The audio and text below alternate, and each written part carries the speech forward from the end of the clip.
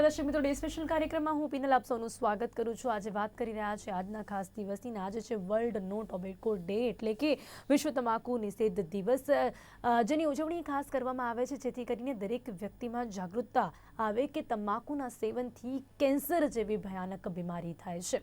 એમ તો એવું કહી શકાય છે કે કેન્સરની હવે ટ્રીટમેન્ટ પણ થાય છે, કે જ્યારે લોકો કેન્સરને કેન્સલ સમજતા હતા હવે એ પરિભાષા બદલાઈ છે, પરંતુ છતાં પણ કેન્સર જેને થાય તેને શું સહન કરવું પડતું હોય છે કદાચ એ જાણકારી હજી પણ લોકોમાં નથી, અને જે લોકોમાં છે કદાચ એ છતાં પણ તમાકુના સેવનની જે કુટેવ છે તેને છોડી નથી શકતા, કારણ કે તમાકુના સેવનની જ્યારે ટેવ પડી જાય છે તેને છોડવું ખૂબ જ અઘરું હોય છે, સરળ નથી હોતું। ત્યારે આજે ફરી એક વખત જાગૃતતા લાવવાનો પ્રયાસ કરીશું કે તમાકુના સેવનથી કઈ રીતે આપના શરીરને નુકસાન પહોંચે છે, કઈ રીતે કેન્સર જેવી બીમારી થાય છે, અને કેન્સર જેવી બીમારી કેવી રીતે આપના જીવની માટે જોખમ ઊભું કરે છે તેના વિશે આપણે જણાવવાનો કરીશું પ્રયાસ। જેની માટે મારી સાથે ખાસ જોડાઈ ગયા છે ડૉક્ટર ક્ષિતિજ ડોમડિયા, જેઓ કન્સલ્ટન્ટ મેડિકલ ઓન્કોલોજિસ્ટ છે, તેમની સાથે ડૉક્ટર ભાવિન વડોદરિયા, જેઓ consultant head and neck surgical oncologist છે। આ બંનેનું સ્વાગત છે, welcome to the show. Thank you. Doctor Kshitij, આજના દિવસનું મહત્વ શું છે તેના વિશે સૌથી પહેલાં આપની પાસેથી જાણવા માંગીશું, કારણ કે એવું કહી શકાય છે કે એઝ અ ડૉક્ટર આપને દરરોજ એવા દર્દીઓને મળવાનું થાય કે જેમને કેન્સર હોય, તેમને કેવા પ્રકારની પરેશાનીઓનો સામનો કરવો પડતો હોય છે, અને જ્યારે તેની જાગૃતતાનો અભાવ છે એના કારણે ભારત દેશમાં તેનું પ્રમાણ વધતું જોવા મળી રહ્યું છે, ત્યારે આજના દિવસનું શું મહત્વ છે? WHO એટલે વર્લ્ડ હેલ્થ ઓર્ગેનાઇઝેશન, વિશ્વ આરોગ્ય સંસ્થા દ્વારા દર વર્ષે 31 મેનો દિવસ એ વર્લ્ડ નો ટોબેકો ડે નિમિત્તે મનાવવામાં આવે છે, જેના લીધે ટોબેકો એટલે કે તમાકુ સેવનને લીધે થતી શારીરિક, આર્થિક, માનસિક અને પર્યાવરણમાં જે પણ આડઅસરો થાય છે એના વિશે એક જનજાગૃતિ આવે। દર વર્ષે વિશ્વમાં 8 મિલિયન એટલે કે 80 લાખ લોકો પોતાનો જીવ તમાકુ સેવનના લીધે ગુમાવે છે। એમાંના 1 મિલિયન એટલે કે 10 લાખ લોકો એવા છે જે માત્ર ધૂમ્રપાન કરનાર વ્યક્તિના ધુમાડાના લીધે પોતાનો જીવ ગુમાવે છે, જેને પેસિવ સ્મોકિંગ કે સેકન્ડ હેન્ડ સ્મોક પણ કહેવાય છે। ચિંતાજનક વાત એ છે કે ખાસ કરીને મહિલાઓમાં અને ખાસ કરીને બાળકોમાં તમાકુનું સેવનનું પ્રમાણ એ વધી રહ્યું છે, જે ખરેખર ચિંતાજનક વિષય છે। આ દિવસનો મુખ્ય હેતુ લોકોને જનજાગૃતિ કરવા માટેનો છે, તમાકુના સેવનને લીધે થતી આડઅસરો વિશે જાગૃત કરવાનો છે।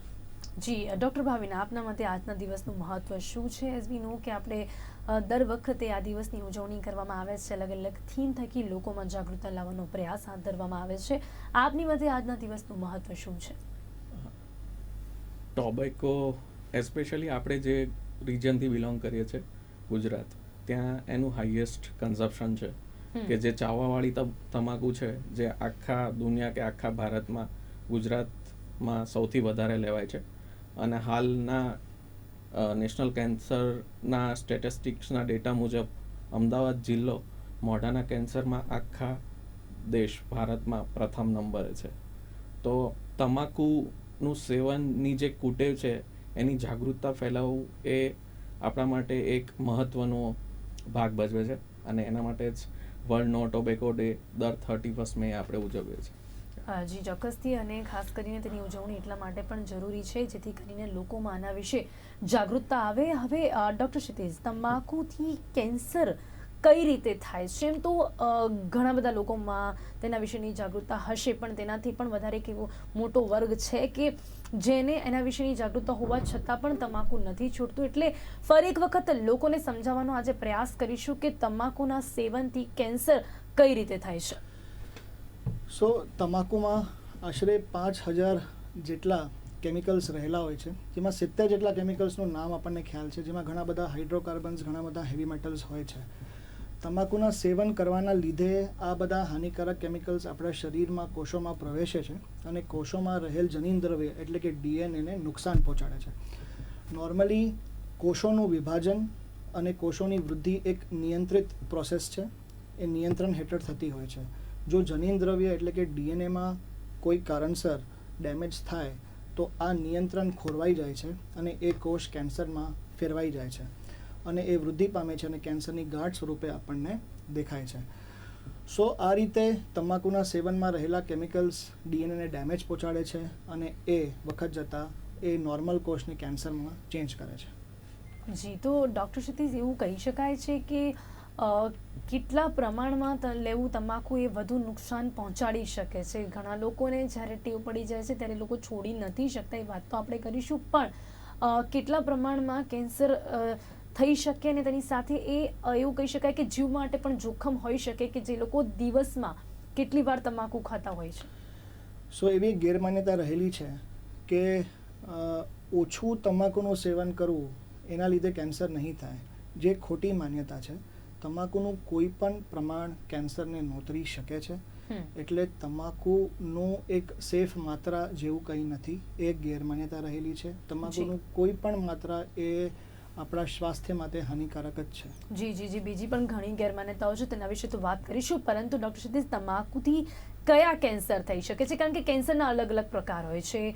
એઝ વી નો કે જે રીતે મહિલાઓમાં બ્રેસ્ટ કેન્સર વધુ જોવા મળે છે, તો ક્યાંક ગળાના કેન્સર, મોઢાના કેન્સર, બ્લડ કેન્સર, એવા અલગ અલગ પ્રકાર છે. ત્યારે તમાકુના સેવનથી કયા કેન્સર થાય છે? સો એક સ્ટેટિસ્ટિક્સ પ્રમાણે દર 4 કેન્સર જે વિશ્વમાં થાય છે એમાંનું એક કેન્સર એ તમાકુ સેવનના લીધે થાય છે. ભારતની વાત કરીએ તો સ્તન કેન્સર પછી સૌથી વધારે કોમન કેન્સર એ મોઢા અને ગળાનું કેન્સર છે. ભારતના પુરુષોની વાત કરીએ તો એમાં સૌથી વધારે કોમન કેન્સર એ મોઢા અને ગળાનું કેન્સર છે, અને એના પછી ફેફસાના કેન્સરનો વારો આવે છે. આ બંને કેન્સરનું મુખ્ય કારણ એ તમાકુનું સેવન જ છે. આ ઉપરાંત તમાકુના લીધે 20 જેટલા કેન્સર્સ થઈ શકે છે, જેમાં મુખ્યત્વે મોઢો અને ગળાનું કેન્સર. આ સિવાય અન્નનળી, ફેફસા, જઠર એટલે કે સ્ટમક, સ્વાદુપિંડ એટલે કે pancreas, kidney, liver, gall, urinary bladder એટલે કે મૂત્રાશય વગેરેનું કેન્સર એ મુખ્ય છે. ગુજરાત એ મોઢા અને ગળાનો કેન્સરનું કેપિટલ માનવામાં આવે છે, જે ખરેખર જરાય પણ ગર્વ લેવા જેવી વાત નથી. જી ડૉક્ટર ભાવિન, કારણ કે આપ હેડ એન્ડ નેક કેન્સર સર્જન છો, તો આપની પાસેથી પણ જાણવા માંગીશ કે બીજા કયા કેન્સર તમાકુના સેવનથી થઈ શકે છે, અને એમાં પણ ખાસ કરીને હેડ એન્ડ નેક જો કેન્સરની વાત કરવામાં આવે તો એ પણ કઈ રીતે થતું હોય છે? હેડ એન્ડ નેકમાં સૌથી વધારે કોમન કેન્સર છે ઓરલ કેવિટી કેન્સર, જેમાં જીભનું કેન્સર કે અંદરના જડબાનું કેન્સર. આ કેન્સરની એક વિશેષતા છે કે આ કેન્સર અરાઉન્ડ 90% કેસમાં જે લોકો તમાકુ લેતા હોય એમને જ થાય છે. સો ધીસ ઇઝ આ એક ક્લિયર કટ રિસ્ક ફેક્ટર્સ છે એવા લોકો માટે. તદ ઉપરાંત મોઢાની પાછળનો ભાગ જેવા કે ફેરિંગ્સ અથવા ઉપરની અન્નળી તથા સ્વરપેટી, આ બધા કેન્સર ધૂમ્રપાન કરવાથી વધારે રીતે થાય છે. જી ડૉક્ટર ભાવિન, હવે અહીંયા જો સિમ્ટમ્સની વાત કરવામાં આવે કે કેવા લક્ષણો જોવા મળતા હોય છે, જો કોઈ પણ વ્યક્તિને કેન્સર છે, એના તો એક તો અલગ અલગ પ્રકાર છે, જે તે કેન્સર હોય તેના સિમ્ટમ્સ કઈ રીતે જોવા મળતા હોય છે, શું લક્ષણો જોવા મળે છે? જે લોકો તમાકુ ચાવતા હોય કે ધૂમ્રપાન કરતા હોય એમને મોઢામાં લાલ કે સફેદ કલરના ચાંદા પડી શકે, એમની મોઢાની અંદરની ત્વચા જાડી થઈ શકે, જેને ઓરલ સબમ્યુકસ ફાઇબ્રોસિસ નામની બીમારી કહેવાય, અને આ મોઢાની ત્વચા જાડી હોવાના કારણે એમનું મોઢું ખુલતું ઓછું થઈ શકે. સો આ મોઢાના કેન્સરના તમાકુને લીધે થતા ઇનિશિયલ સિમ્ટોમ્સ છે. તદ ઉપરાંત અવાજમાં ફેરફાર, ખાવામાં તકલીફ, ખાતી વખતે દુખાવો થતા ઓર કે કોઈ ગળામાં ગાંઠ થવી, આ બધા જ મોઢાના કેન્સરના અર્લી સિમ્ટોમ્સ છે. જી ડૉક્ટર ભાવિન, હવે આવા સિમ્ટમ્સ જોવા મળતા હોય તો સૌથી પહેલાં શું કરી શકાય છે? નિદાન પ્રક્રિયા શું હોય છે કેન્સર માટેની? જો મોઢાના કેન્સરના આ પ્રકારના સિમ્ટમ્સ, લક્ષણો જો કોઈ પણ વ્યક્તિને જોવા મળી રહ્યા છે તો નિદાન કઈ રીતે કરી શકાય છે? તો આઈડિયલી જે લોકો તમાકુનું સેવન કરતા હોય એ લોકો દર 6 મહિને ચેકઅપ કરાવવું જોઈએ અમારા ઓન્કોલોજિસ્ટ કે કોઈ ડૉક્ટર પાસે. અને જે માણસોને મોઢાના તમાકુ ચાવવાના કારણે લાલ કે સફેદ ચાંદા પડ્યા હોય એમને દર 3 મહિને તપાસ કરવી જોઈએ.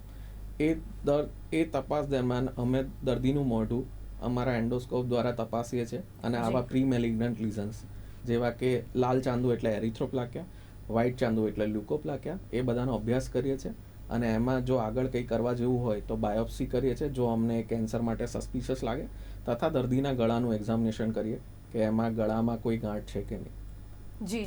તે ઉપરાંત સ્વરપેટીના કેન્સર માટે 70 ડિગ્રી એન્ડોસ્કોપી નામની એક ઓપીડીમાં થતી તપાસ છે, તેનાથી દર્દીની સ્વરપેટીની પણ તપાસ કરી શકાય છે. જી જી જી ડૉક્ટર ભાવિન, તો આ તો નિદાનની વાત થઈ, પરંતુ જે રીતે ડૉક્ટર ક્ષિતિજે જણાવ્યું કે એક ગેરમાન્યતા એવી છે કે તમાકુનું ઓછું સેવન કરીએ તો એવી કોઈ બીમારી નહીં થાય, બીજી કઈ ગેરમાન્યતાઓ તમાકુને લઈને જોવા મળતી હોય છે? મારો એક હેડ એન્ડ નેક કેન્સર સર્જન તરીકેનો અંગત અનુભવ કહું તો મારી ઓપીડીમાં અઠવાડિયા પહેલા જ એક દર્દી આવ્યું હતું. એ કીધું કે સર મને કઈ રીતે કેન્સર થયું, હું તમાકુ પણ ખાતો નથી કે હું સિગરેટ પણ પીતો નથી ને બીડી પીતો નથી, હું તો ખાલી મીઠી સોપારી ખાઉં છું ને એ વાળું પાન ખાઉં છું.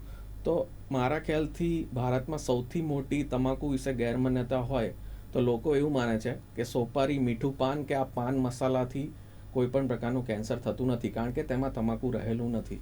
પણ હું આ વિશે સામાન્ય જનતાને જાગૃત કરવા માંગુ છું કે મીઠી સોપારી, પાન મસાલા, આ બધામાં એક એરાકોલિન નામનું આલ્કલોઇડ દ્રવ્ય રહેલું છે. That is a chemical.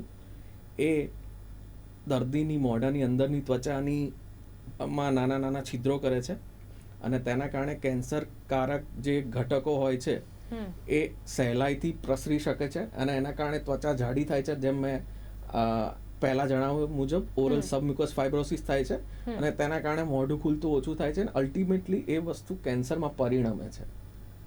હવે ખેદની વાત એ છે કે ગેરમાન્યતામાં કે દરેક તમાકુ સિગરેટના પેકેટમાં લખ્યું હોય છે કે આ તમાકુ ખાવાથી કેન્સરનું જોખમ રહેલું છે. જી જી સ્પષ્ટપણે લખ્યું હોય છે. સેમ વસ્તુ પાન મસાલામાં નથી લખેલી હોતી અને આ વસ્તુના કારણે ઘણા બધા લોકો પોતાની યુવાનીમાં પાન મસાલાની લતે ચડી જાય છે અને તેના કારણે એમનું ઓરલ સબમ્યુકસ ફાઇબ્રોસિસ થઈ મોઢું ખુલવાનું ઓછું થાય છે અને આજીવન તેમનું કેન્સર થવાનું રિસ્ક વધી જાય છે.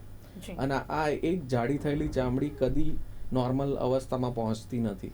જી જી જી ડૉક્ટર ક્ષિતિજ, આમાં આપ પણ કંઈક એડ કરવા માંગશો કે કેવા પ્રકારની ગેરમાન્યતા અને સાથે જ કેવા પ્રકારના લક્ષણો આમાં જોવા મળતા હોય છે?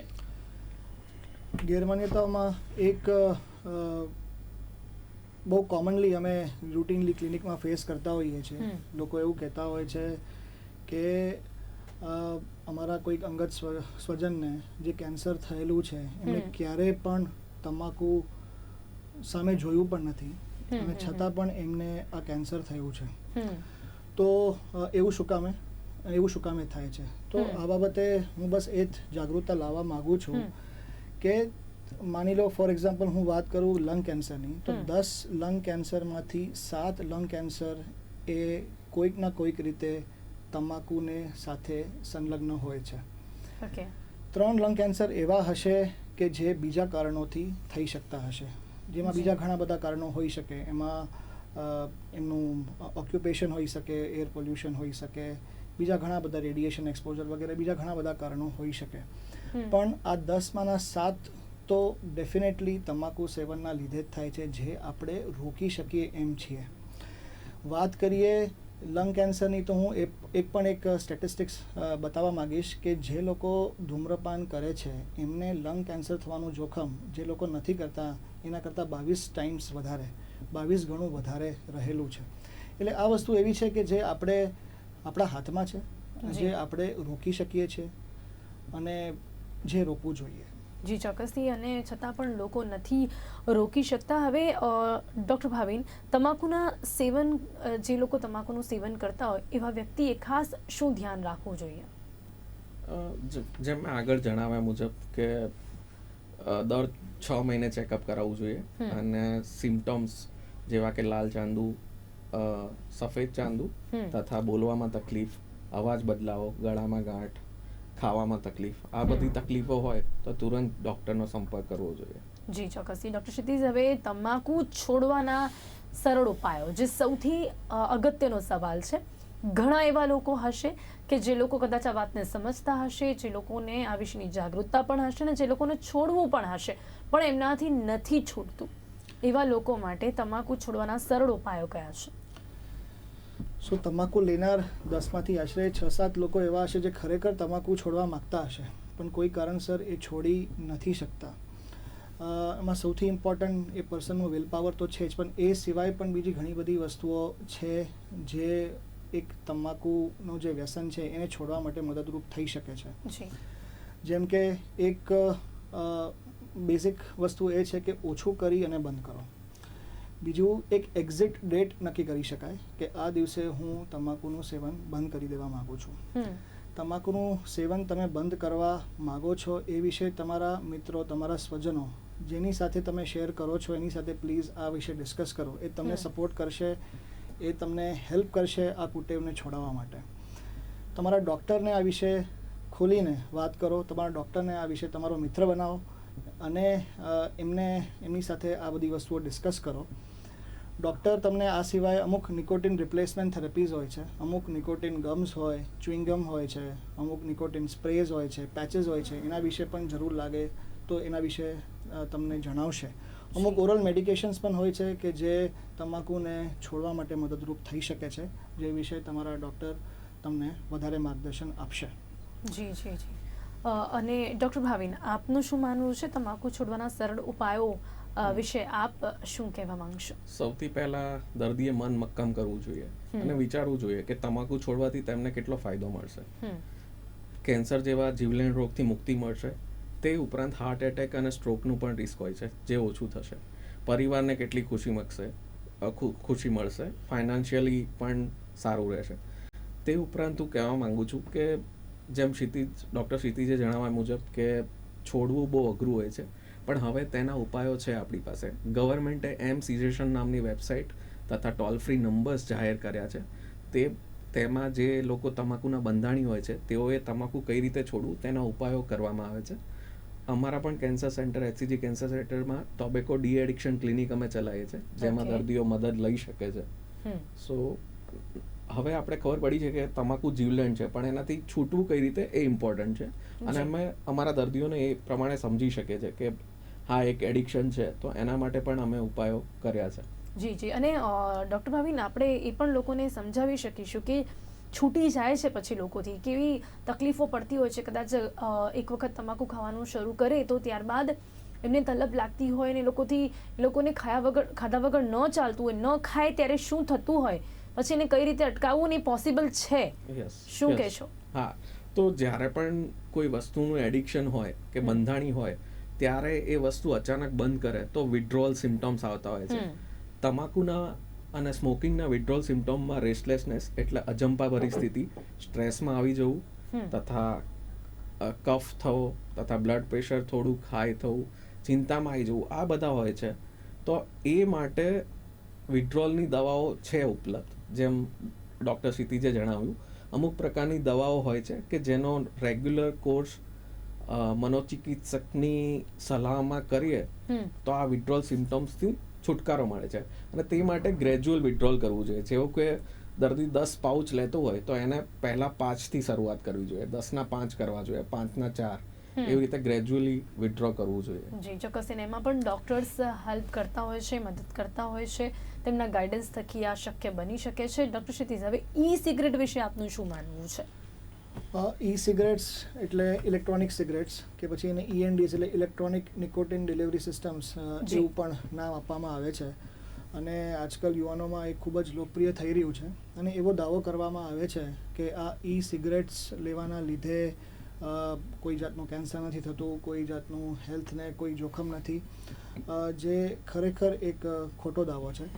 એ સિગરેટ્સમાં જે લિક્વિડ હોય છે એમાં કેન્સર કરી શકે એવા તત્વો રહેલા હોય છે, ઘણા હાઇડ્રોકાર્બન્સ રહેલા હોય છે, હેવી મેટલ્સ વગેરે રહેલા હોય છે, અને જેના લીધે એ આપણા હેલ્થને નુકસાન કરી શકે છે અને કેન્સર પણ નોતરી શકે છે.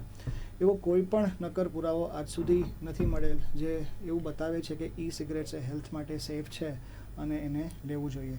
એટલે મારી આ દિવસે જનતાને એક નમ્ર અપીલ છે કે આવા કોઈ પણ દાવાને માનવા નહીં, અને સિગરેટ્સ એ હેલ્થ માટે કંઈ જોખમ નથી, એ એક ગેરમાન્યતા છે. જી, એની સાથે જ અત્યારે ડૉક્ટર ભાવિન, જો હેડ એન્ડ નેકની વાત કરવામાં આવે, એના જે પણ એ કેન્સર થતા હોય ત્યારે એની ટ્રીટમેન્ટ શું હોય છે, અને ખાસ ટ્રીટમેન્ટ પ્રોસેસમાં કેટલો સમય લાગતો હોય છે, ને હવે એવું કહી શકાય છે કે ટ્રીટમેન્ટ શક્ય તો છે? હા, ટ્રીટમેન્ટ જરૂરથી શક્ય છે. હેડ એન્ડ નેક કેન્સરમાં દર્દીના કેન્સરના પ્રકાર પ્રમાણે ટ્રીટમેન્ટ થાય છે, જેમાં સર્જરી એ ઇમ્પોર્ટન્ટ રોલ છે. અને હવે પ્રોપર સર્જિકલ ટીમ તથા પ્લાસ્ટિક સર્જરીના ઓપ્શનના કારણે દર્દીને સેટિસ્ફેક્ટરી રિઝલ્ટ મળતું હોય છે. મોટાભાગે જડબું કાઢવાની સર્જરી અને તેમજ પગના નાના હાડકાથી જડબું હવે બનાવી શકાય છે તથા હાથની ચામડીથી પહેલાં જેવી અંદરની ચામડી બનાવી શકાય છે. સો સર્જિકલ ઓપ્શન્સ અવેલેબલ છે અને તેના બાયોપ્સી રિપોર્ટ પ્રમાણે આપણે ગાંઠની ઊંડાઈ તથા સાઇઝ પ્રમાણે તથા ગળાની ગાંઠમાં ગાંઠ છે કે નહીં એના માટે આપણે રેડિયેશનની કે કીમોની જરૂરિયાત પડતી હોય છે. જી ચોક્કસથી. એટલે ટ્રીટમેન્ટ છે પણ કેટલો અઘરો એ સમય હોય છે, એ સમય આવે જ નહીં એની માટે સૌથી પહેલા આપણે ટોબેકોને નો કહેવું પડશે. તો ડૉક્ટર ક્ષિતિજ, વર્લ્ડ નો ટોબેકો ડે કે જેના વિશે આજે આપણે વાત કરી રહ્યા છે, જાગૃતતા લાવવાનો આપણે પ્રયાસ કરી રહ્યા છે, ત્યારે એઝ અ ડૉક્ટર શું મેસેજ આપવા માંગશે? સો જેમ મેં પહેલાં જણાવ્યું કે દર વર્ષે WHO આ વર્લ્ડ નો ટોબેકો ડે નિમિત્તે એક થીમ બનાવે છે અને આ વખતેની થીમ છે સે no to tobacco, tobacco a threat two environment. એ આપણા પર્યાવરણ માટે જોખમરૂપ છે. તમાકુની શારીરિક, માનસિક, આર્થિક, સામાજિક વગેરે આડઅસરો વિશે આપણે ઘણા બધા માહિતગાર છીએ, પણ એના લીધે જે પર્યાવરણને નુકસાન થાય છે એ ઘણું એક ઉપેક્ષિત પાસું છે, જે આ વર્ષના થીમ પર WHO એ આ વિશે થીમ રાખી છે. સો તમાકુ એટલે સિગરેટ્સને બનાવવા માટે ઘણા બધા વૃક્ષો એ કાપવામાં આવતા હોય છે. આ સિવાય ધૂમ્રપાનમાં જે ધુમાડો નીકળે છે એમાં ઘણા બધા હાનિકારક ગેसेस, કાર્બન ડાયોક્સાઇડ, કાર્બન મોનોક્સાઇડ વગેરે રહેલા હોય છે, જેના લીધે આપણી પૃથ્વીનું જે તાપમાન છે એમાં વધારો જોવા મળે છે, જેને કોમનલી ગ્લોબલ વોર્મિંગ તરીકે આપણે બધા ઓળખીએ છીએ. આ સિવાય ધૂમ્રપાન કર્યા પછી એનું જે વેસ્ટ પ્રોડક્ટ હોય છે, એનું જે વેસ્ટ હોય છે એના લીધે પણ પર્યાવરણમાં ખૂબ જ નુકસાન થતું જોવા મળે છે. એના લીધે ઘણા બધા પ્રકારના પ્રદૂષણો, air pollution, water, soil pollution વગેરે જોવા મળે છે. સો તમાકુ એ ખાલી એક વ્યક્તિ કે એક સમાજને અસર નથી કરી રહ્યો, એ આપણા આખા પર્યાવરણને નુકસાન પહોંચાડી રહ્યો છે. એ આ વખતની WHO G G G G. Doctor ભાવિને આપ શું અવેરનેસ મેસેજ આપવા માંગશો? હા, એન્વાયરમેન્ટલ હેઝાર્ડ એક અત્યારે ઇમ્પોર્ટન્ટ ટોપિક છે. ગ્રીન હાઉસ ગેસ એમિશન્સ કે CO2 નું વધુ પ્રમાણ, આ બધું જ તમાકુના કારણે થઈ રહ્યું છે. જમીન પોલ્યુટ થઈ રહી છે. તે ઉપરાંત તમાકુને ક્યોરિંગ કરવાની પ્રોસેસમાં પાણીનો પણ વ્યય થાય છે. તો તમાકુ એક ઇમ્પોર્ટન્ટ હવે એન્વાયરમેન્ટલ હેઝાર્ડ થઈ ગયો છે. તો આપણે સર્વે જનતાએ એના માટે કાર્ય કરવું જોઈએ. જી જી જી જી. સમય અહીંયા સમાપ્ત થાય છે. ડૉક્ટર ક્ષિતિજ અને ડૉક્ટર ભાવિન અમારી સાથે જોડાયા, તે સાથે જ લોકોને આ વિશે યોગ્ય માર્ગદર્શન આપ્યું, તે બદલ આપનો ખૂબ ખૂબ ધન્યવાદ. Thank you so much. Thank you. Thank you. તો દર્શક મિત્રો, આજે ડે સ્પેશિયલ કાર્યક્રમમાં વાત કરી છે વર્લ્ડ નો ટોબેકો ડે કે જેની ઉજવણી દર 31 એ કરવામાં આવતી હોય છે. એટલે કે 31 મેના દિવસે આજના દિવસે એક થીમની સાથે લોકોમાં જાગૃતતા લાવવાનો પ્રયાસ હાથ ધરવામાં આવે છે. ત્યારે આજે અમે પણ પ્રયાસ કર્યો છે કે તમાકુના સેવનથી કઈ રીતે આ જીવલેણ રોગ કેન્સર થાય છે અને સાથે જ લોકોને કેટલું પરેશાન થવું પડતું હોય છે, અને છતાં પણ આપણે જો આ ટેવ હોય, આ કુટેવ હોય, તો આપ કઈ રીતે આમાંથી બહાર આવી શકો છો. તો ત્યારે કાર્યક્રમમાં બસ આટલું જ. ફરીથી મળીશું એક નવા વિષયની સાથે. ત્યાં સુધી રજા આપશો. નમસ્કાર.